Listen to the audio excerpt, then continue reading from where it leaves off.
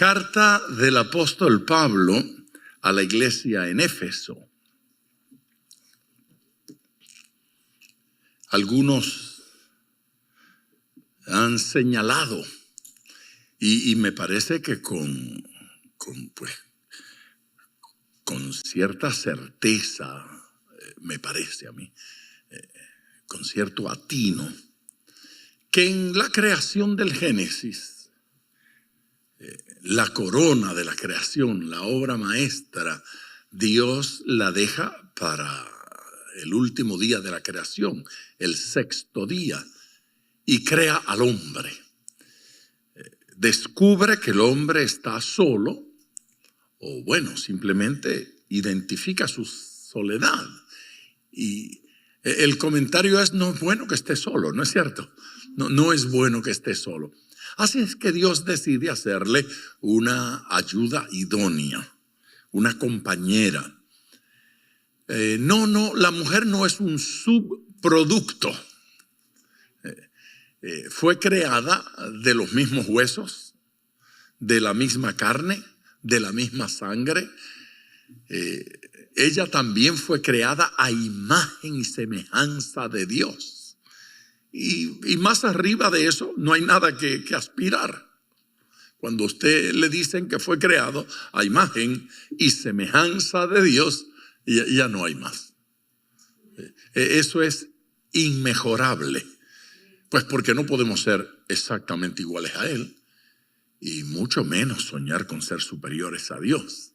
Pero con ser a imagen de Dios, con eso debemos estar felices. Y podríamos estar predicando por semanas solo de ese comentario.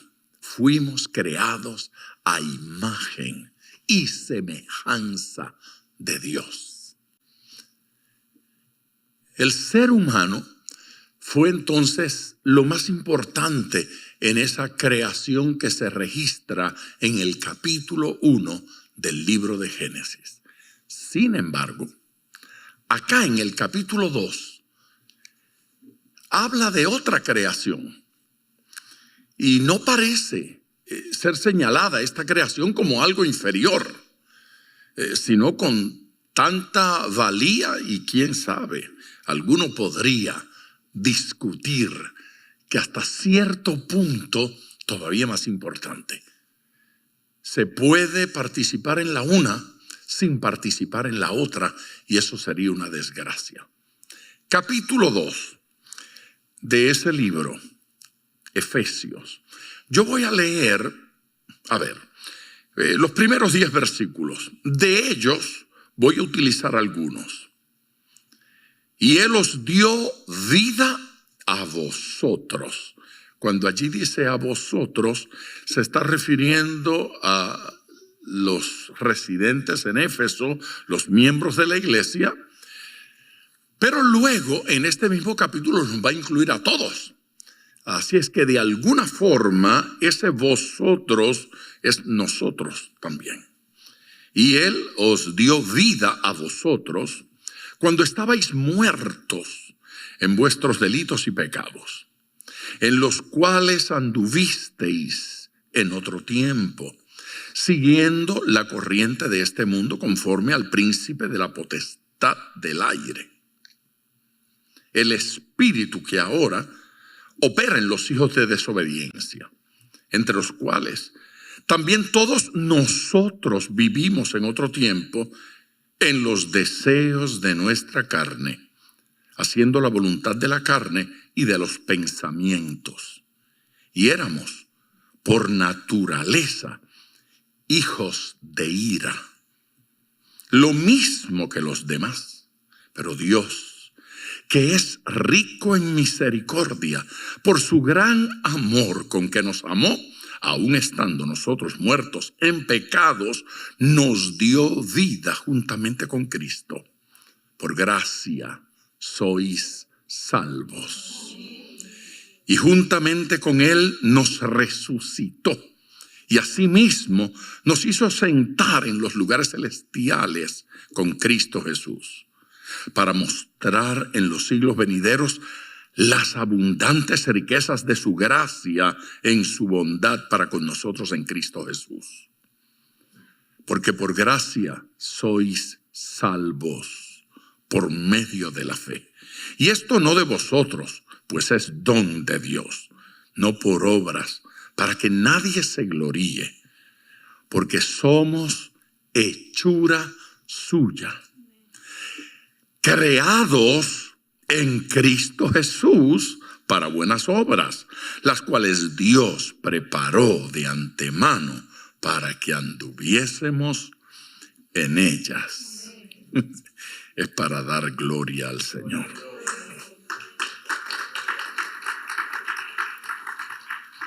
Una forma sabia de dividir este pasaje sería mirar los primeros 3 versículos como la descripción de la condición del hombre sin Cristo. Los primeros 3 versículos nos dicen cómo estábamos antes de conocer a Jesús y cómo está toda persona que todavía no se ha convertido, que todavía no ha nacido de nuevo.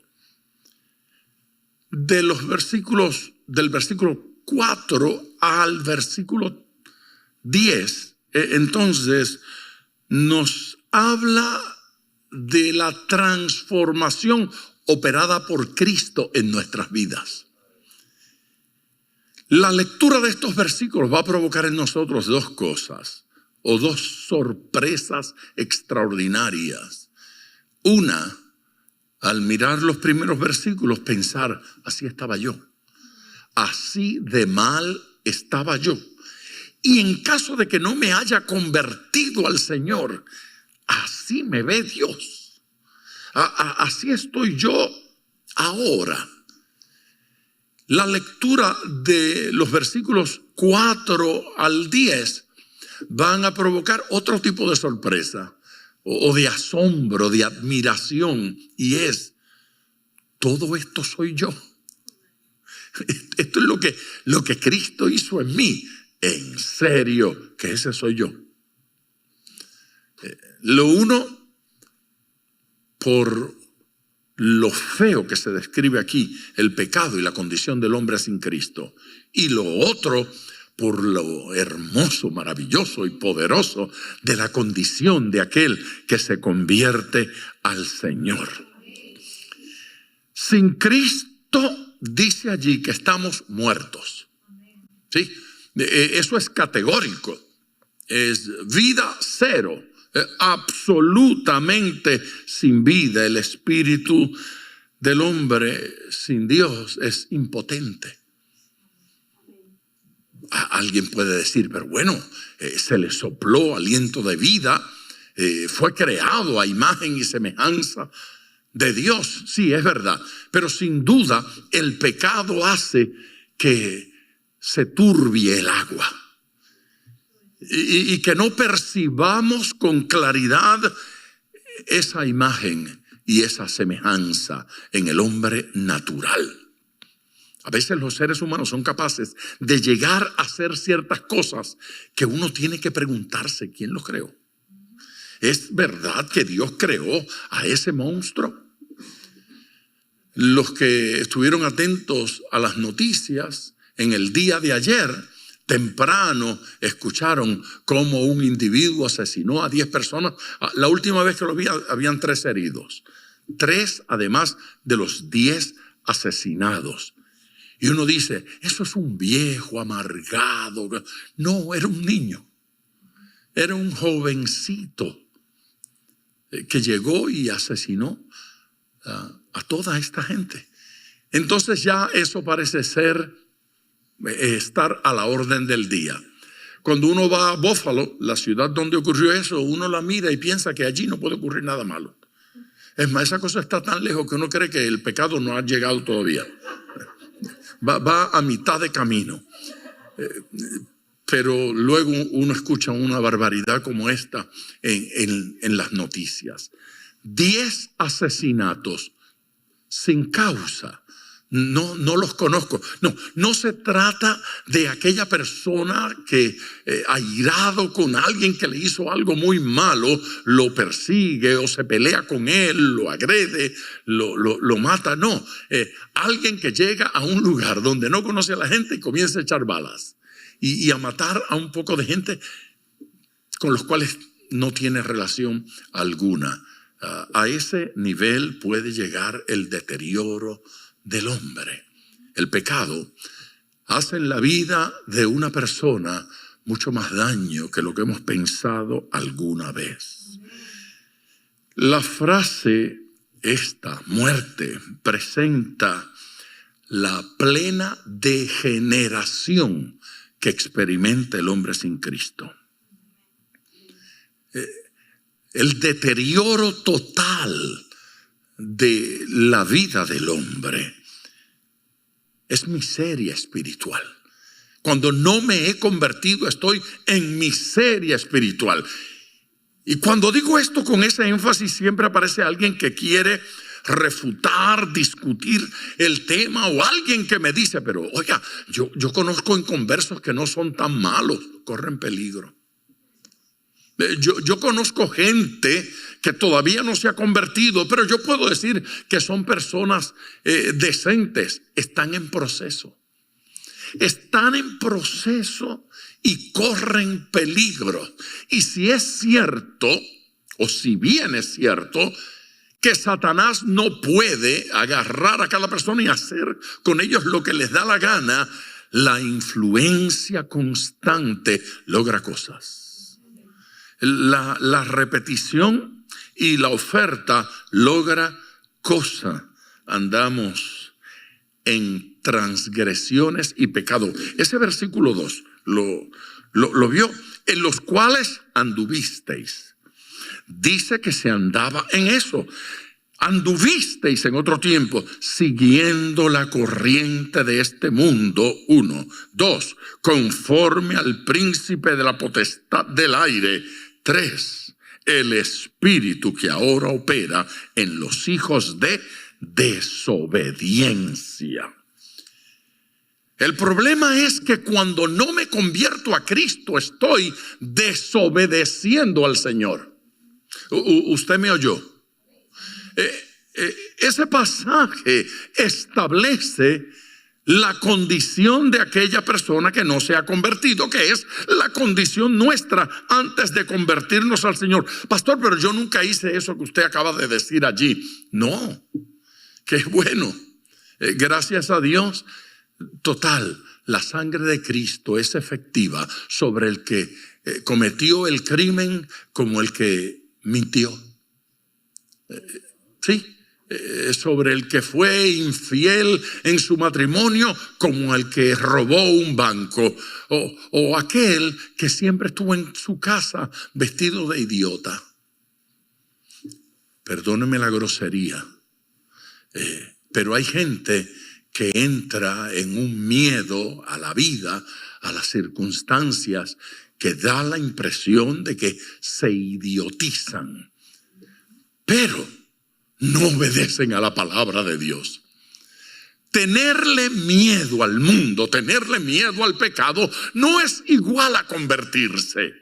Es simplemente tomar otra ruta. Aquellos tomaron la ruta de la agresividad y la violencia, y otros tomaron una ruta tímida o cobarde, pero ninguno se acercó a Dios. Uno fue en esta dirección, el otro fue en aquella dirección. Eso no salva. Salva acercarse a Cristo, a llegarse a Él. Pastor, pero yo abracé una conducta religiosa. Es que la religión tampoco salva. Solo Jesucristo murió por usted en la cruz del Calvario. Se da cuenta que el pasaje, el versículo, presenta 3 argumentos. El primero, al describir la vida del pecador, dice que va siguiendo la corriente de este mundo. ¿En qué lugar de esa persecución se encuentra, pues puede estar muy avanzado, agresivo y violento, o puede estar muy atrás. Pero si no se ha convertido, el versículo dice que está siguiendo la corriente del mundo. Pastor, bueno, no es que yo no me haya convertido, es que me aparté, es lo mismo. Está siguiendo la corriente del mundo. Y esa corriente del mundo se manifiesta en muchas cosas. Si mi pastor de la niñez estuviese predicando de esto, él hablaría de la ropa el resto de este sermón. Del tipo de ropa que debe usar el hombre, del tipo de ropa que debe usar la mujer, porque para él el mundo se manifestaba en la forma de vestir. No estaba muy lejos de la realidad. Esto de seguir la corriente de este mundo es gracioso, porque hubo una época en su vida que usted no se hubiese puesto ciertos zapatos bajo ninguna circunstancia. Pero la moda cambia, la corriente cambia. Entonces el que usaba zapatos puntiagudos, de repente fue cambiando la moda y los zapatos se pusieron trompudos. Y a quien no le gustaban los trompudos, ahora tiró los puntiagudos y utiliza los. ¿No es cierto? Yo estaba viendo esta semana un programa con unos hermanos. Bueno, ni siquiera lo estábamos viendo. Estábamos comiendo y tenían la televisión prendida y ahí estaban. Y estaban vestidos a la usanza de los 60. Entonces, cuando yo vi, me reía carcajadas y dije, yo usaba esos zapatos y esos pantalones. Aleluya. La primera vez que visité a Estrellita, bueno, a los papás, para hablar de ella, claro está, fui con unos zapatos de esos y esos pantalones. Y aquellos pobres viejos me miraron. Ay, qué cosa rara vino aquí a pedir a mi hija. Bueno, era así. Ahora me pagan y no me los pongo. Bueno, yo no sé si puedo caminar con ellos. Seguramente me caigo si me pongo unos zapatos como aquellos. Pero la corriente me llevó. Yo dije que la corriente me llevó. ¿A usted le ha llevado a alguna cosa? ¿Sí? A usar un color que dijo yo nunca. Qué color más feo. Pero pasan 5 años y, oye, no, está bonito. El color más simpático cambió. Sí, por ahí hay fotos mías predicando con la solapa del traje que me llegué acá. Y yo lo veo y digo, Jesucristo, yo no me pongo eso bajo ninguna circunstancia, a menos que la moda cambie nuevamente. Y entonces la corriente, pero la corriente del mundo no es tan simple como eso. No es tan sencillo como eso. ¿Sabe que la idea allí de la corriente, siguiendo la corriente de este mundo, no está hablando simplemente de la humanidad, está hablando del sistema demoníaco que gobierna el mundo? Y esa corriente que arrastra al mundo no es solo moda, es mucho más que eso. Es forma de interpretar la vida. Aquel vocabulario que en años atrás no lo hubiese usado bajo ninguna circunstancia y que ahora de repente se convirtió en cosa normal. Y de pronto estamos viendo conductas pecaminosas como el aborto, conductas pecaminosas como la homosexualidad, conductas pecaminosas como la borrachera, conductas pecaminosas como la mentira, y la estamos viendo como cosa normal. Y de pronto alguien se levanta y dice, oiga, pastor, no sé si usted lo sabe, pero ya la marihuana se legalizó. Sí, pero la Biblia no fue editada. La Biblia sigue señalando la intoxicación como cosa pecaminosa, la borrachera como cosa pecaminosa. Ay, pastor, eso son cosas de la Biblia. Exactamente, exactamente, esos son cosas de la Biblia. El primer argumento es ese corriente que arrastra. ¿Sabe que leído en el espíritu con el que fue escrito, la expresión es la de un pez muerto que se lo lleva la corriente? Ese versículo dice que estábamos muertos en pecado, ¿no es cierto? El pecado nos quitó la vida y la corriente nos llevó, dando tumbos, tropezando con cualquier piedra y yendo no hacia donde decidí, sino yendo hacia donde me lleva la corriente. Luego dice, conforme al príncipe de la potestad del aire. Antes de decir, bueno, pero esas corrientes no son del todo malas. ¿Usted sabe por qué algunas de esas corrientes son simpáticas? Se dio cuenta que algunas de las corrientes del mundo son simpáticas. Nos parecen bien. No son pecaminosas. Pero eso solo tiene un propósito: disimular las otras, encubrir las otras, vendernos el paquete. Con lo uno nos acompaña lo otro. Y entonces el segundo concepto dice, conforme al príncipe de la potestad del aire. Y eso nos hace saber que esa corriente la maneja Satanás. Eso es lo que dice allí. Que nos hemos tornado, el mundo, el pecador, el que no se ha convertido a Cristo, se torna sumiso a la imposición satánica. Se torna sumiso a ese reglamento que el príncipe de este mundo.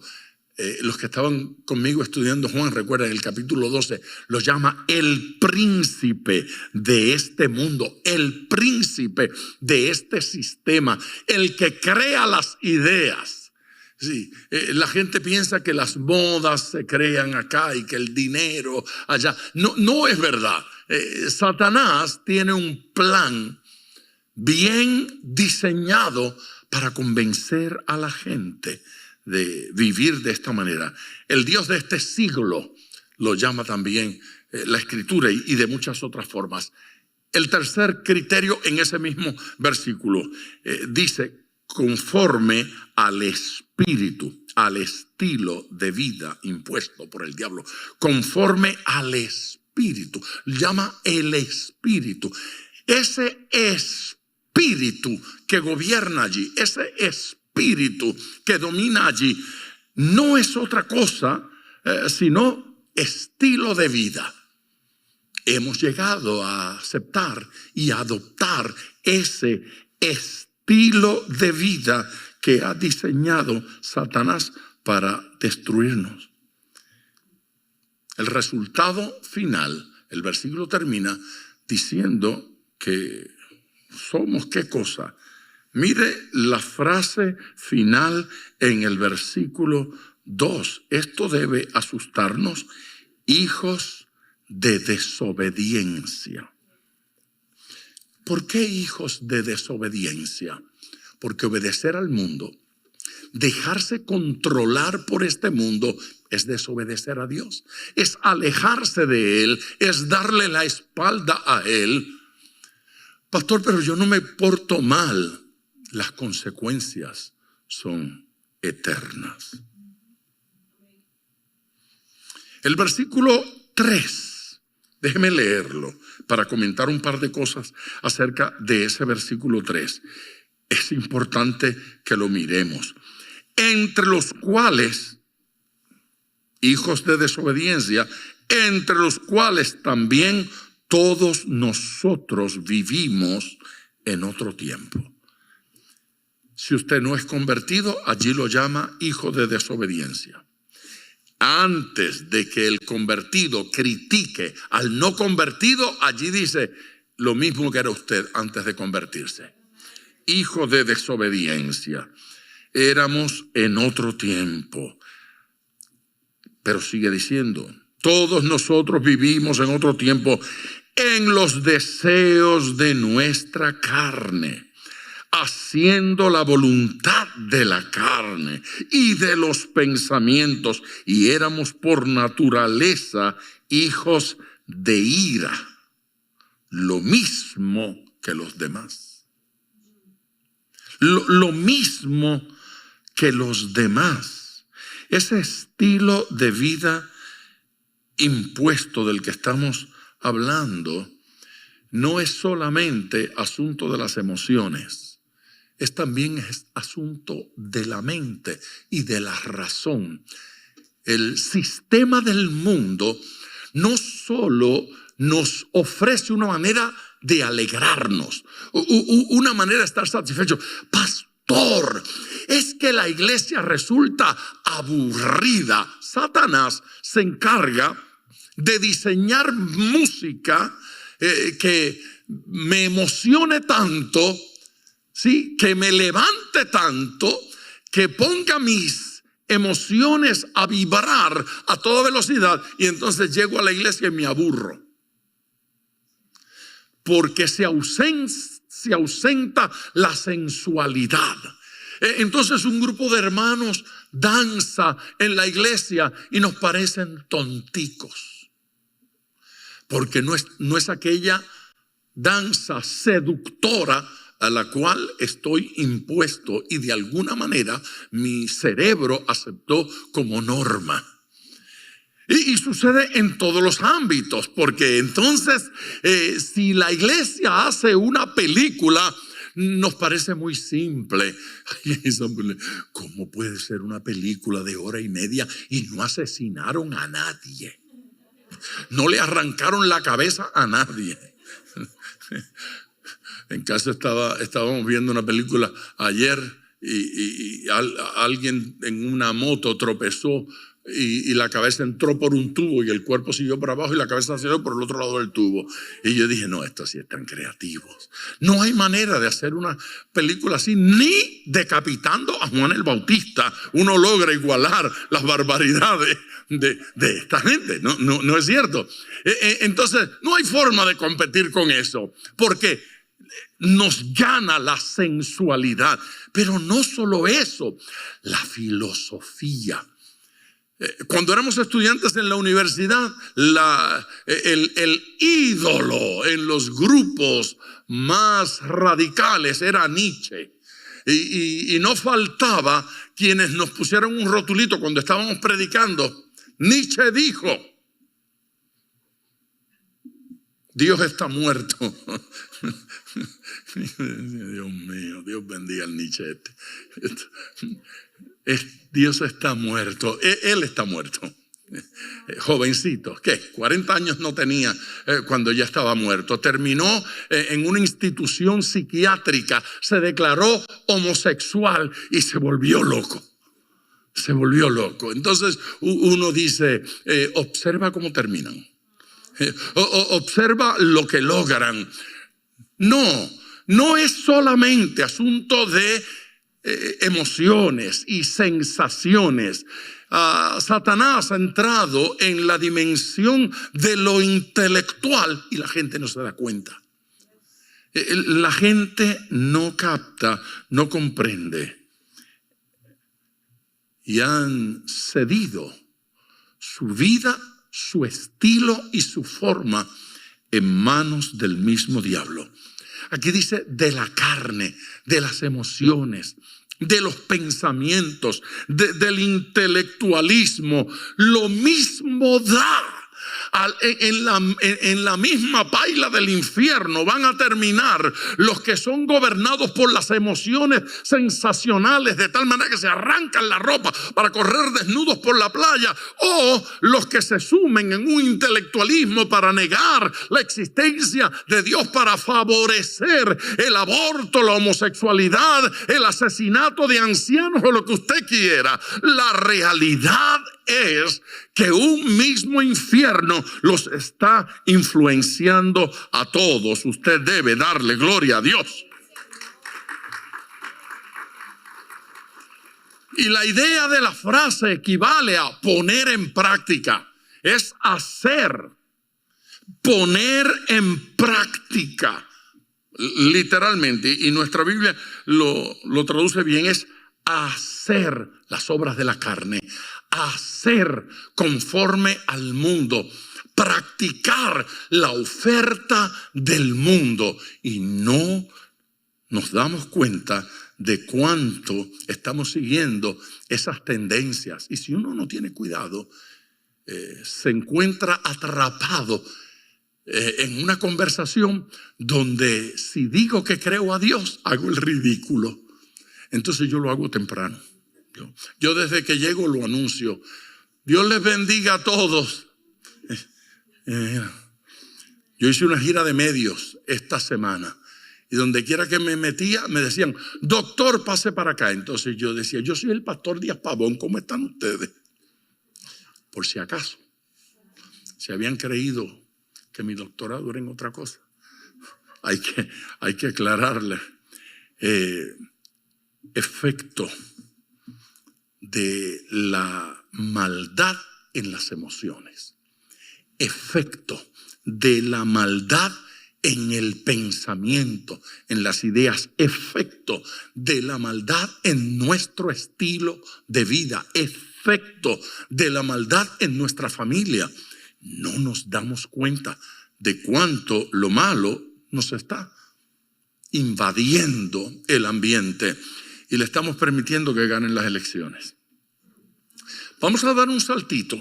Sí, porque se vota a favor de esto, a favor de aquello. Entonces nosotros decimos, yo no voy a eso, yo no voy a votar, yo no me meto en ese lío. Bueno, si usted deja que los otros voten, entonces las leyes contrarias a la palabra de Dios se aprueban.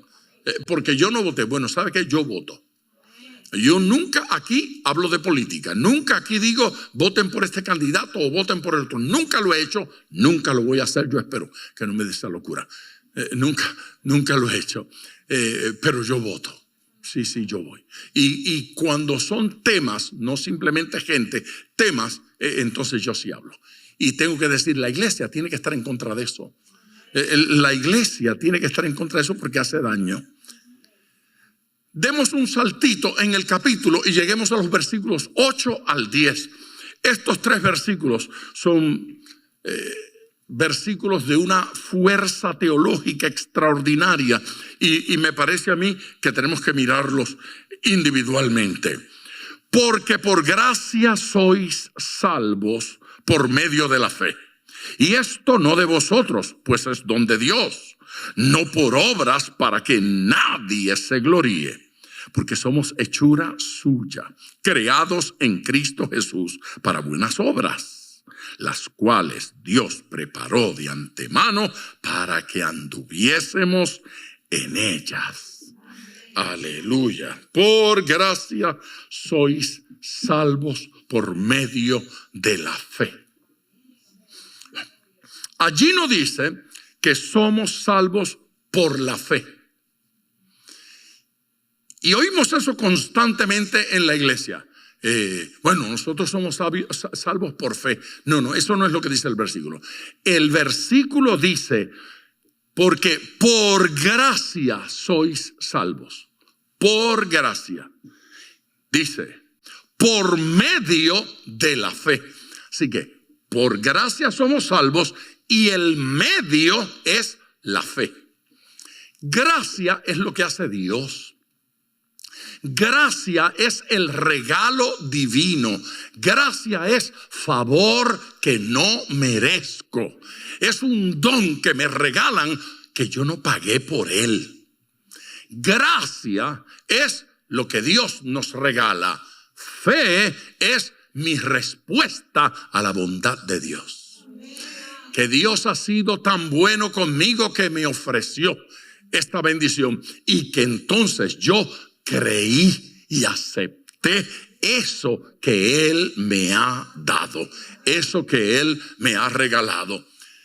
La fe misma viene de Dios. Dios es el que produce fe en nosotros. En ese sentido, todo esto viene de Dios. Y observe usted que el esto allí es neutro. No dice esta refiriéndose a la fe ni refiriéndose a la gracia. Se refiere al proceso. Es esto, no es esta. Si fuera fe diría esta. Si se refiriese a la gracia diría esta. Pero claramente el escritor bíblico lo pone neutro. Para que nosotros entendamos que no simplemente se refiere a la gracia y a la fe, sino a ese proceso, a ese proyecto conjunto que Dios diseñó. Envío a mi Hijo Jesucristo a morir por ti, para que seas salvo y perdonado. Te resuelvo el problema y demando de ti fe, entrega, conversión, arrepentimiento, para que mi gracia sea efectiva en ti. Usted puede darle gloria a Dios. La gracia Dios la regala y se obtiene mediante la fe. Sí, eso es como cuando usted le entrega un regalo al niño, pero el niño tiene que extender la mano para tomarlo. Sí, es como cuando usted le da de comer a un necesitado y el necesitado tiene que comer. No puede hacer como el merengue. Hay un merengue que dice que le ponga la comida en la boca y le mueva la quijada. Entonces hay gente que quiere ser salvo así, ¿sabes? No, así no funciona. No funciona de esa manera. Dios entrega gracia y espera en respuesta actitud de fe. Aleluya. Por fe participamos de aquello que Dios nos regala por gracia. Oiga, dígalo conmigo. Por fe participamos de aquello que Dios nos regala por gracia. La salvación viene por la gracia, la salvación viene por lo que Dios hace, no por mi fe. Y esa fe tiene que ser puesta en el Dios verdadero. Cuidado con la fe, porque la gente dice, bueno, yo tengo fe, pero ¿en qué tiene fe? Yo creo que alguna vez mencioné aquí que oí una entrevista hace años que le hicieron a una de estas cantantes de Los Ángeles, una que ustedes conocen muy bien. Y entonces le hablaban de Dios y en una de las preguntas le preguntaron esto, ¿y tú tienes fe? Y ella dijo, sí, yo tengo mucha fe, mucha, pero mucha fe. Mira, yo creo en Jesucristo, en Buda, en Mahoma, en Krishna. Yo creo. Yo tengo una fe bárbara, una fe extraordinaria, una fe más. Se oyó una chicharra. Descartada por exceso de fe. No es fe en cualquier cosa. No es fe en lo que me da la gana. Es fe en el Dios verdadero. En el Dios verdadero. En el Dios genuino. Aleluya. La fe no nos salva. Nos salva la gracia de Dios. Pastor, pero ¿cuál es la diferencia? Bueno, la diferencia es que la religión pagana le va a decir a usted, medita trascendentalmente, desdóblate, dale la vuelta al universo, cree en lo que te dé la gana, pero cree.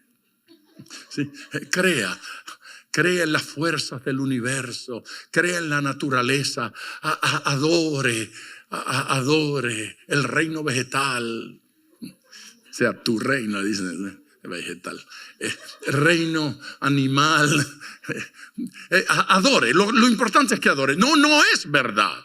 No es verdad. La fe tiene que ser en respuesta al Dios del cielo que tiene gracia de nosotros. Usted puede darle gloria a Dios.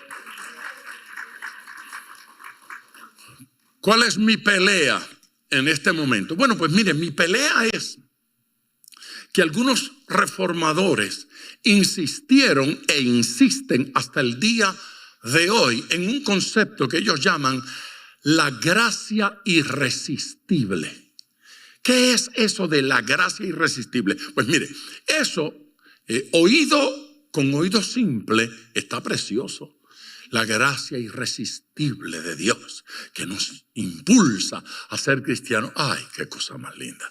Es una cosa hermosa. Pero cuando usted estudia a profundidad el criterio de esos reformadores de antaño y de ahora, y ahora hay unos que son más extremistas, es que la gracia de Dios es irresistible en el sentido de que ningún hombre puede obrar contra la gracia divina. Cuando viene la gracia de Dios, quiéralo o no, tiene que aceptarla, porque es la gracia divina.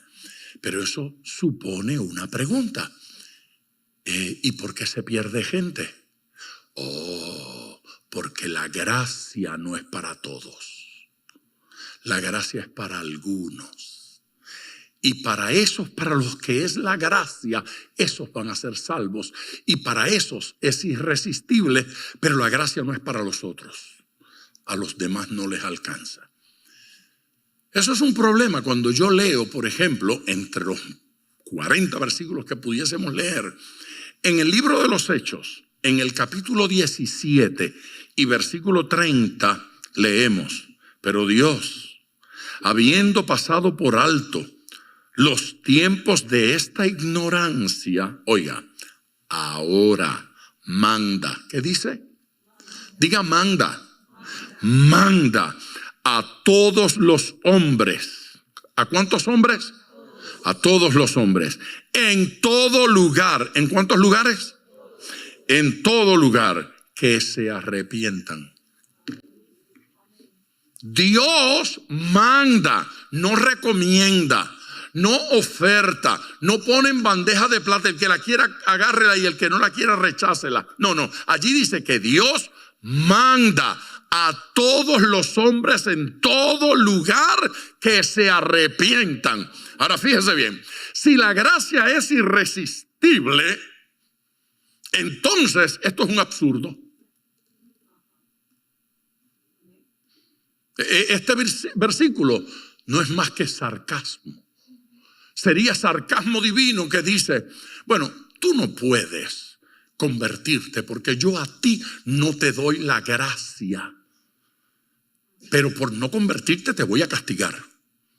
Vamos, arrepiéntete. Pero es que sin la gracia no hay arrepentimiento. Sin lo que Cristo hizo en la cruz del Calvario, ese concepto, es decir, que la sangre de Cristo no es suficiente para limpiar de todo pecado, están equivocados. La gracia de Cristo es suficiente para limpiar todo pecado de toda persona que se arrepienta, de toda persona que venga a los pies de Cristo. Aleluya. Si el acceso a la gracia es solo para algunos, entonces el mandato de arrepentimiento a todos es una burla, es un ridículo. Dios estaría mandando a los hombres a hacer lo que no pueden hacer. Te creé gato, pero quiero que ladres.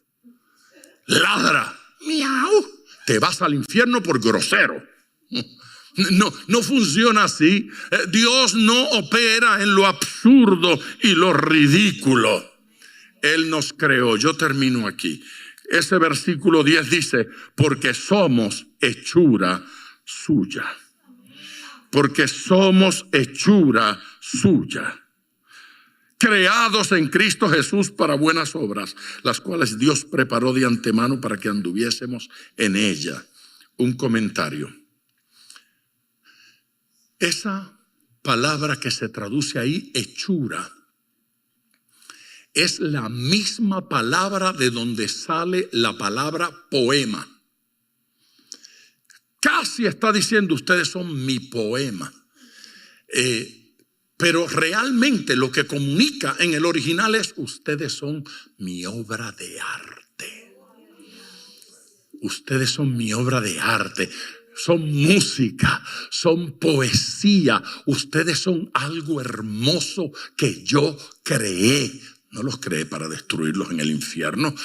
Los creé, les di todos los elementos para que sean salvos y pasen conmigo la eternidad. Si alguno decide ir en dirección opuesta por sus obras, por su conducta y por su decisión, se condena, no porque Dios quiera. Aleluya.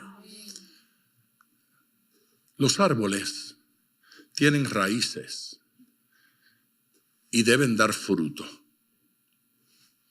Las raíces no son el fruto. Y de hecho, las raíces no dan fruto. El fruto son como las obras en nuestra vida.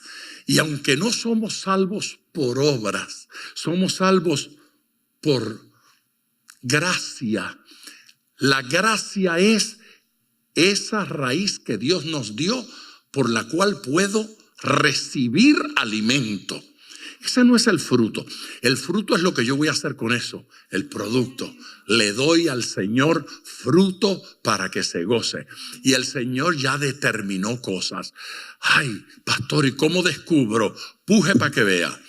A unos le va a salir aguacate, Dios quiere que usted dé aguacate. A otros le va a salir naranja, Dios quiere que dé naranja. Por eso unos cantan y otros predican y otros enseñan y otros sirven. Y cada quien, cuando da lugar a la manifestación del Espíritu Santo, la savia de vida que sube y se manifiesta, produce algo conforme al plan de Dios. Usted no tiene que tener problemas tratando de descubrir si Dios quiere que usted haga una cosa absurda como, ¿querrá Dios que yo sea atleta? Yo le digo, no. Esa no es la voluntad de Dios. ¿Qué quiere Dios que yo haga? ¿Que sea modelo? No, definitivamente. Dios no quiere que sea modelo. Usted va a saber lo que Dios quiere con usted porque ocurre. ¿Sí? Porque el árbol no sufre mucho para dar limones. El árbol no sufre mucho para dar papaya, frutabomba o como usted la llame. La cosa esa, grande así. Que los indios le daban a Cristóbal Colón. El animalito sabe a qué se tiene que dedicar. Y usted también. Porque es mucho más que ese animal. Y es mucho más que un árbol. Dios le creó con un plan. Vamos a orar porque Alec está allá atrás listo para apagarme el micrófono. Debemos orar. Debemos hablar con Dios. Debemos decirle al Señor que entendí. Dígale, entendí, Señor. Mi salvación es por gracia. Mi fruto para servirte es obra, es conducta, es acción, es labor, es tarea que realizar para el Señor. Si usted siente que Dios le habló hoy, si usted siente que esta palabra es para usted, póngase de pie y ore conmigo, por favor. Póngase de pie y ore conmigo al Señor, pidiéndole a Dios que nos ayude en este proceso. Padre Celestial, solo tu poder. Padre Celestial, solo tu gracia. Padre eterno, solo tú.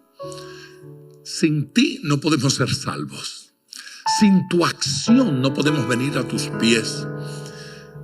Esa conducta tuya que comenzó desde el mismo Génesis y se proyectó hasta el Calvario y del Calvario a nosotros todos. Esa conducta de tu amor para con nosotros es maravillosa y nos permite, Señor, en el día de hoy no solo ser salvos, sino más allá, ser útiles para tu gloria. En el nombre de Jesús.